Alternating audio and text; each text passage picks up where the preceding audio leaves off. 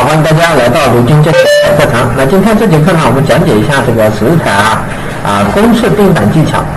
那什么叫做公式定档技巧呢？这个公式它能够预测，它是一套稳定的这个算法。那么这些公式是从哪里来呢？是我们用这个计算机经过大数据模拟比如说这个随机生成1万种可能，把所有的开奖结果全部列出来，然后我们通过开奖结果倒推，那么这样呢有一套公式。当然市面上有些计划软件它是随机出号的，对不对？它写了一个指令比如说每次怎么出随机出号。我们给大家的这个公式呢是相对而言测试了之后准确点还算可以的这个公式你可以直接拿去用。那第一个公式叫什么呢？叫做外位减千位的正差值作为下一期的读档。例如开奖结果87954，对不对？那外位呢是8，千位是7，那外位减千位的正差值作为下一期的读档。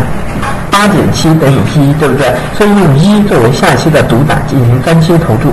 这个地方我们讲解一下3期为一次计划那么做3次计划，实际上呢是9期开奖结果我们在9期过程当中呢适当的被投，错1到2期之后进行投注。那你可以呢选择某一段时间，比如说这个方案呢连挂到6期，那你这个时候你再被投个9期，是不是准确率非常非常高？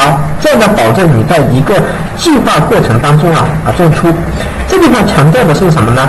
一定要遵循3期为一次计划3次计划，也就9期嘛，9期为一个周期你在这9期内中出吗？有没有这个信心？有，对不对？9期才中1期，那你只要适当的被投，严格按照被投计划去操作去执行的话，我相信在这9期当中呢肯定会中1期的，那不中的概率呢是非常非常低的尤其你错1到2期之后再被投个这个9期，准确率是非常非常高。好，今天呢我们就这个公式呢就讲解到这里。